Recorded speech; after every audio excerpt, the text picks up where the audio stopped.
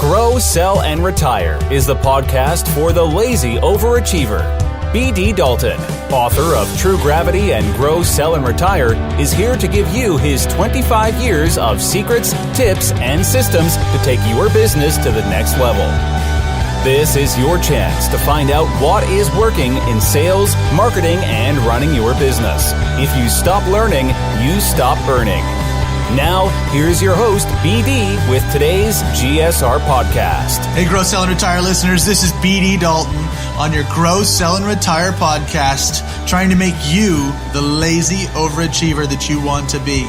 I'm going to talk to you today with Sandy MacDonald. We're going to talk about clarity. We're going to talk about storytelling. We're going to talk about finding your purpose and how to do it so that you can sell more, be more direct, make sure you're more focused for your clients, because we all know that becoming a lazy overachiever means that you have to know your story. You have to know your background. You have to know how things work and how your clients think. So we're going to go through quite a few different things to talk about the P's, your purpose, your perspective, your principles, your product. But we're also going to talk about what you need to do to create that killer story and make it so that you can sell more to more people in a better way and also enjoy while you're doing it.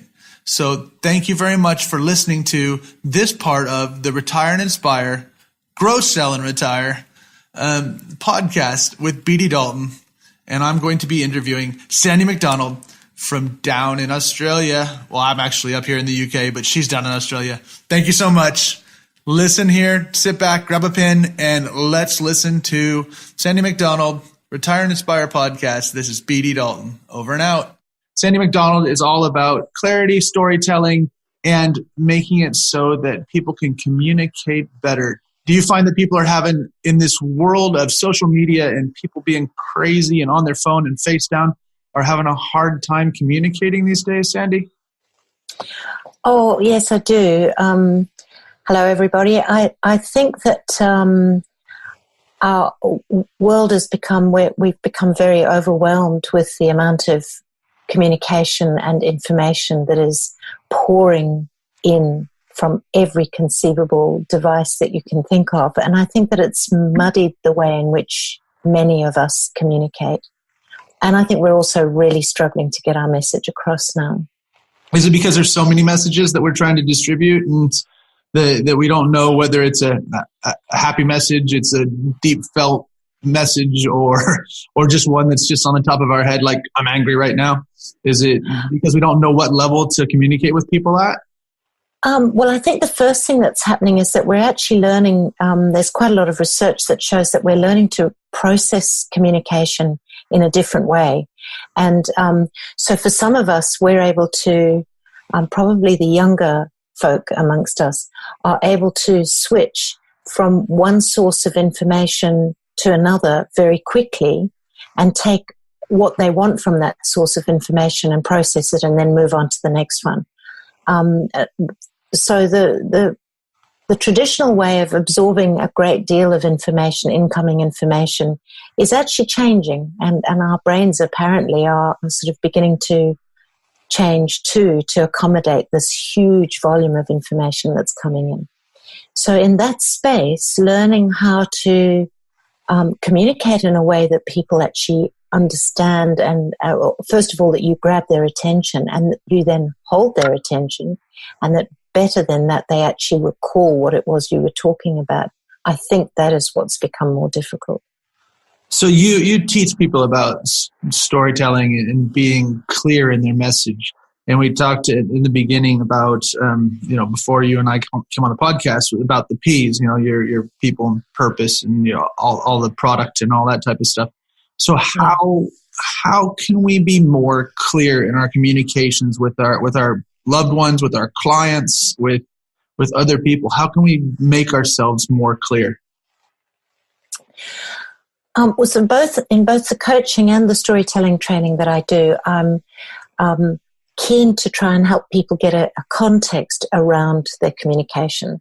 So in terms of storytelling, understanding your purpose, right? Why you do what you do for who, And actually that can become quite micro. So on a macro scale, having a purpose, understanding why you're here, what drives you is I think, very important, and particularly in business. In a micro scale, if you've got something that you need to communicate to a loved one, for example, actually understanding the purpose, what is it that why are you actually going to communicate to them, and for what intention? What's your intention? What's the outcome that you would like to get?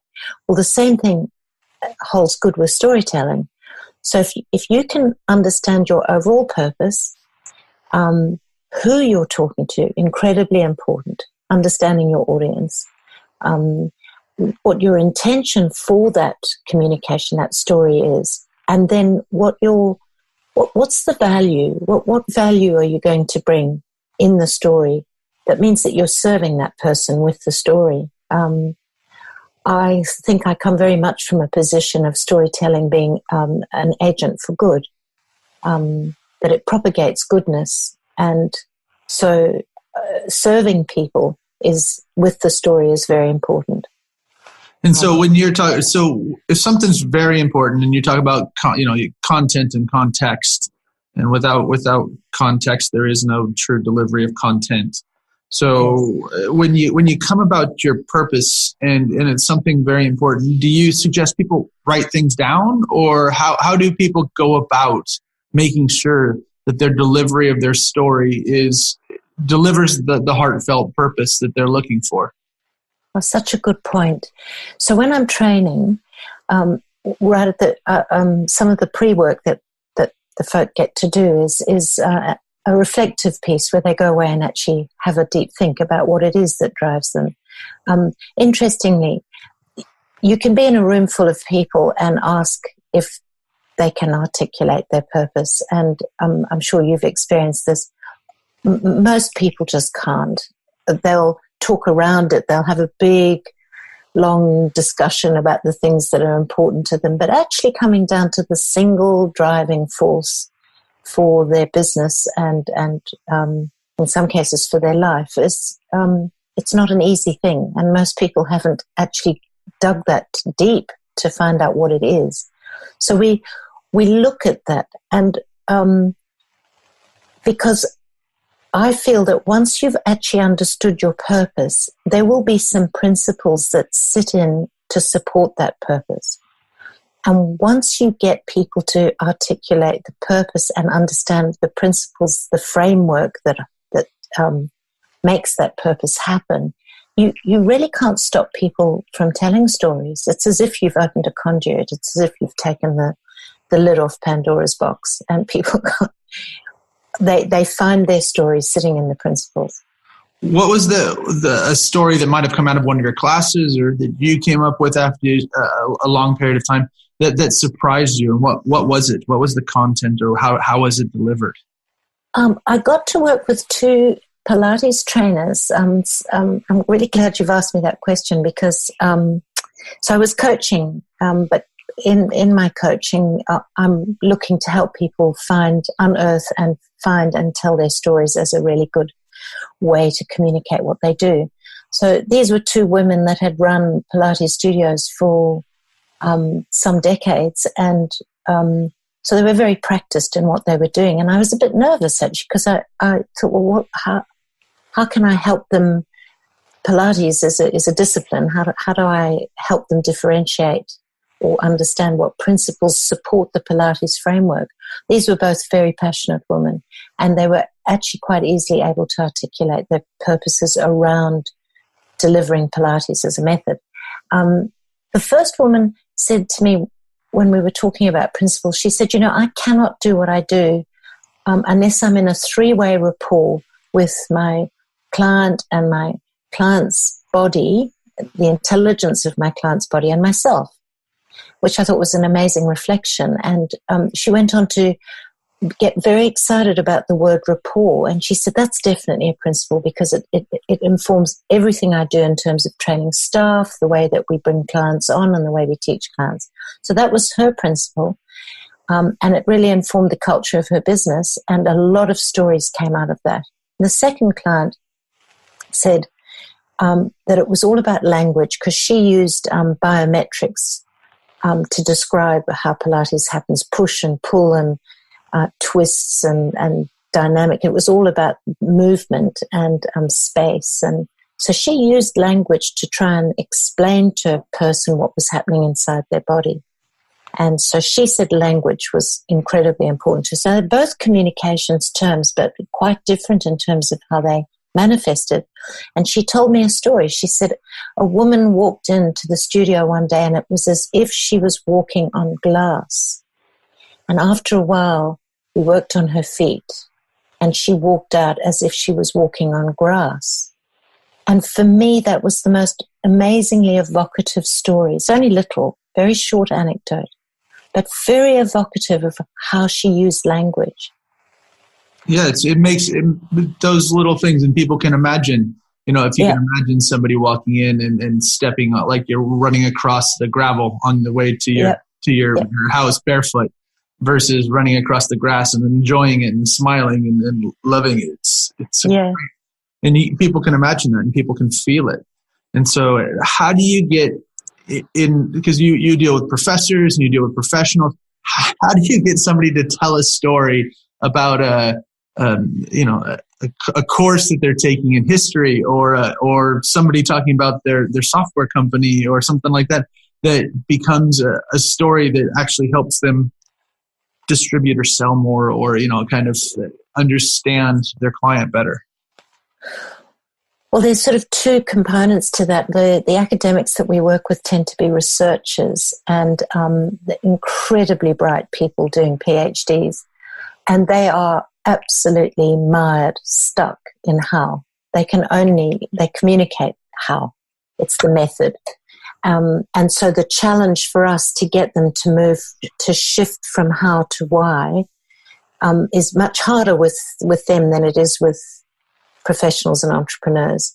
But it's a great challenge to have, because when we do shift them and we have a day's training with them to try and perform this shift. And we don't, obviously in a day you can get across the principles, but we often hit the jackpot. And when we do, it's extraordinary.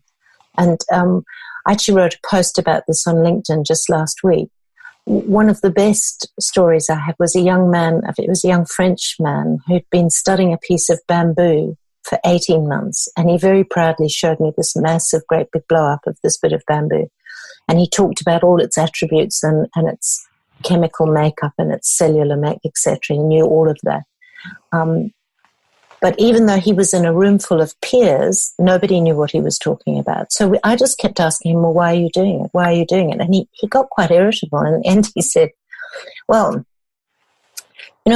landfill is just filled with billions of tons of the inside, plastic lining of the insides of cars.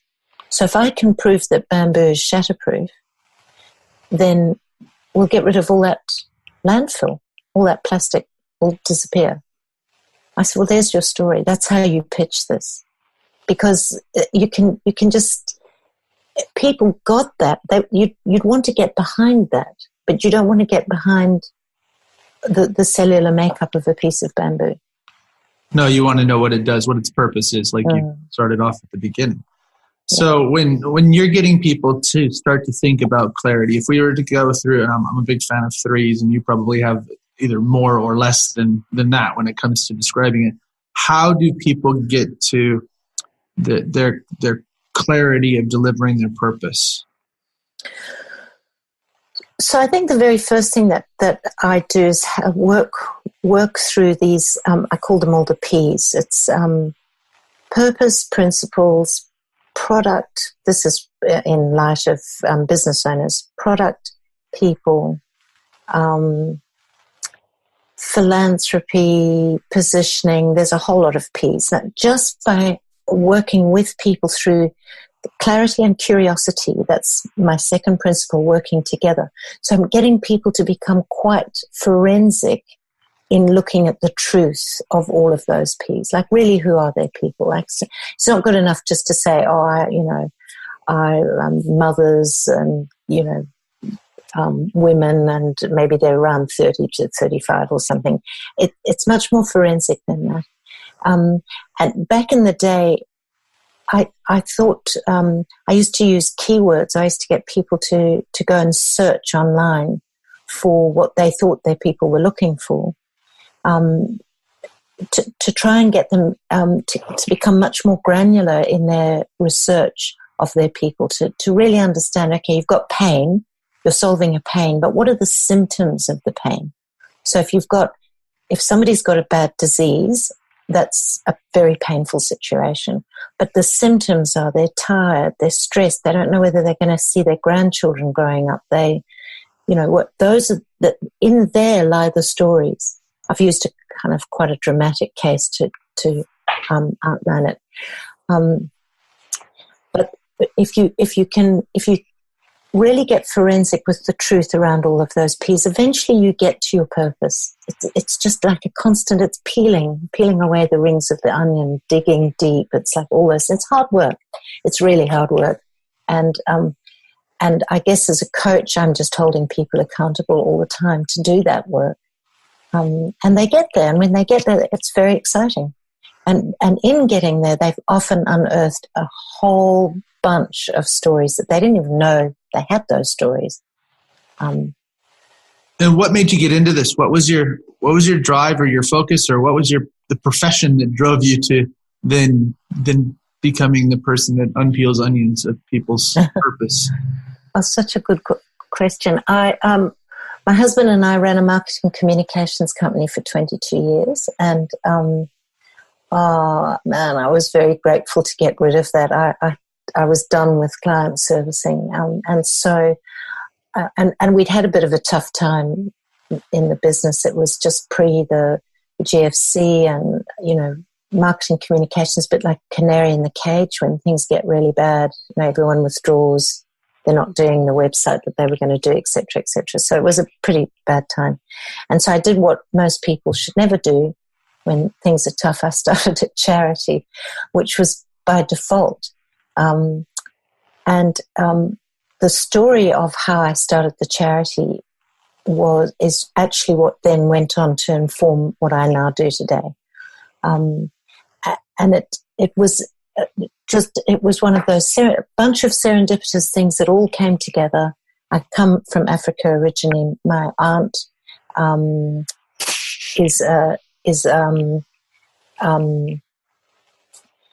lives in South Africa. She came to visit us, and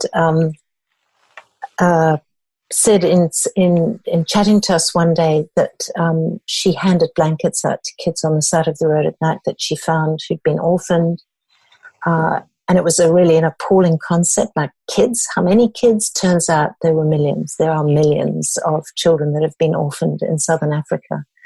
And I was playing around with the internet at the time, trying to work out how it worked. And I just had this idea. I thought, what if I went online and said to the knitters of the world, Knitters Square, send it to my aunt. She can make blankets, and then she won't have to buy them. And in the process, I started to do the research. I started to become very interested. Who were these knitters? Turns out there are literally tens of thousands and thousands of knitters who both love what they do, but they also care desperately and want to make a difference with it. And I had a solution, which was a simple square. And so I started to tell their stories. I started to tell the stories about knitting, about the children in Africa, about my aunt and what she was doing, about the people who looked after the children. And it just went absolutely viral. In a very short space of time, we had a massive worldwide community. That was 10 years ago, 11 actually, still operates today. At last count, my aunt had received over 2 million knitted squares, jumpers, hats. So where are you storing all those squares? They all arrive in Africa, so they don't come to me here in Australia. Okay, they all go to South Africa. My aunt has put together, wonderful volunteers, the grandmothers who often are the women that look after the orphan children are the ones that sew the blankets together. I think we've put around 90,000 blankets on children.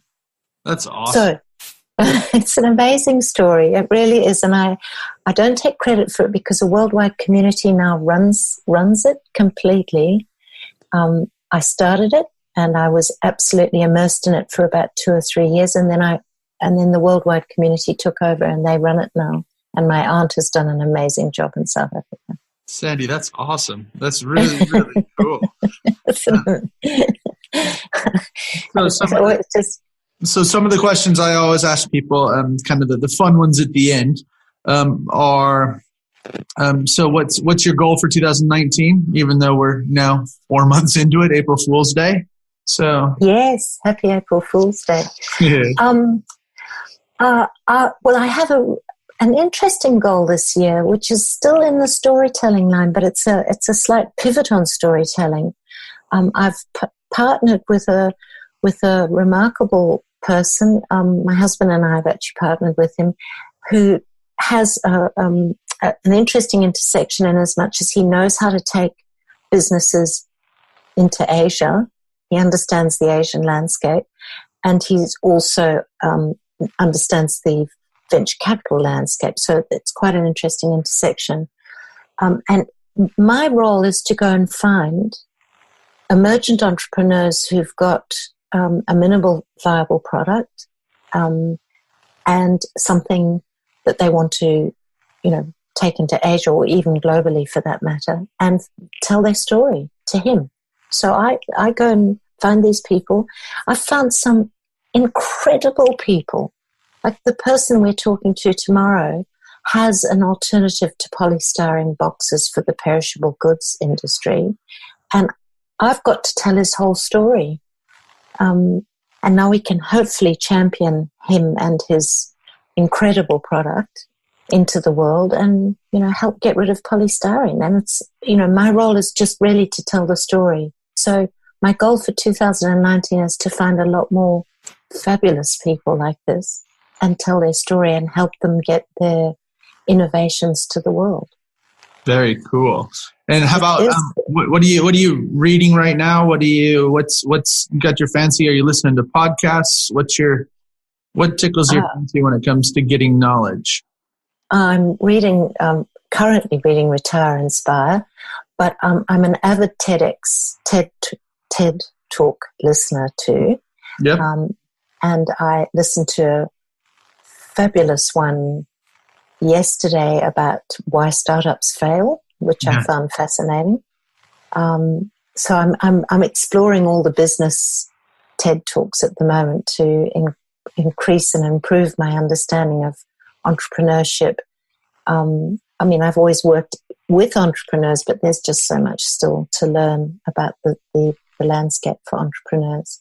And Sandy, is there any bit of tech or something else that makes your day easier? It's either software or hardware or anything else, either easier or livelier or anything else like that? Is there something tech-wise out there that makes you excited? I've just been introduced to Pipeline. Literally today, I was sent the link, which I've started to populate with the people that I've found, those that I've made contact with, whose stories I've told, where we're at in the sort of deal flow, if you like, which it seems to me to be a lovely, simple way to track your deal. Because is that pipe drive or pipeline? Pipe drive, I think it is. Yes. Yes, pipe drive. Cool. Okay. Yes. So that I'm going to have fun with that. But in terms of storytelling, I'm just using thank goodness for computers, because I'm just using the same thing, Zoom, and predominantly Zoom to talk to people, or face to face, and I'm busily keying in on my Word. Yeah, definitely. And then the very, very last thing, just we always do this, just in case somebody tunes into the last 2 minutes of this. So if we're to go back through this and the whole clarity, the whole storytelling, the whole everything else, if you were to give people a hot topic or something they would take away and they said, you know what, Sandy MacDonald, that was the greatest tip I've ever received from a podcast. What would be your top tip for everybody? Oh, wow. Talk about being put on the spot. That's right. That's my job.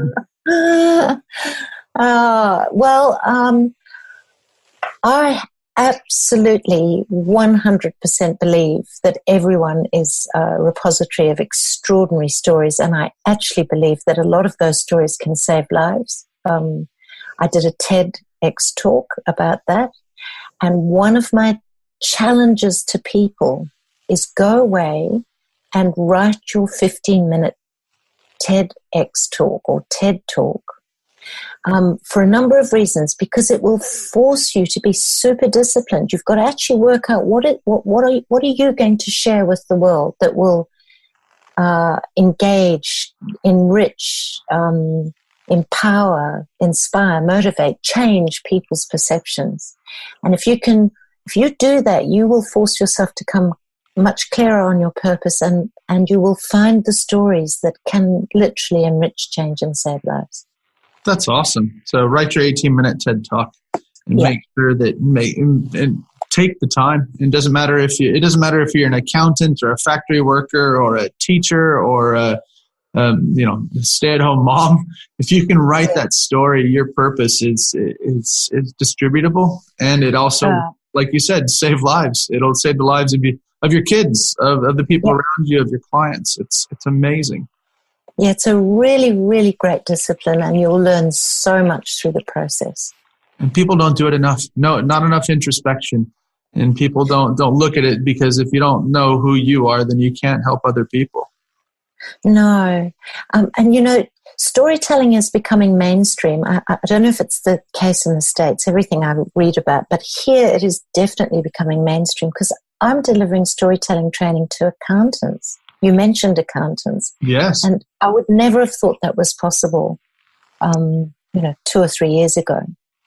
But I think everybody needs to have a USP, a unique selling point, and if not, then you're just a person that puts numbers in boxes. And you might solve lots of problems, but if you can't tell people how you can solve those problems, then you're not going to be able to sell for them or sell to them or get them to understand why you're different. So exactly. It's an amazing thing. Thank you so much, Sandy MacDonald, and thank you for coming on. And from the UK to Australia, we've got it's 8:30 here right now. What time is it there? 8:30 in the morning here. 6:30. That's not too bad. 6:30 in the evening. Yeah, I think it's because we've lost because we've still got daylight saving. Yeah, because we just went forward yesterday. So thank you so much for coming on the show, and I thank you, BD. Perfect, absolute pleasure. So thanks for coming on the Grow, Sell, and Retire podcast. Hopefully, everybody out there can be just a little bit better at being a lazy overachiever. Thanks for joining us on Grow, Sell, and Retire. For more information, tools, or to book one of our team members to work with your team, business, or to speak at your event or conference, visit bartdaltonconsulting.com or email contact@bartdaltonconsulting.com. Buy the book True Gravity on Amazon. If you want to work for the rest of your life, that is your business. If you don't, that is ours.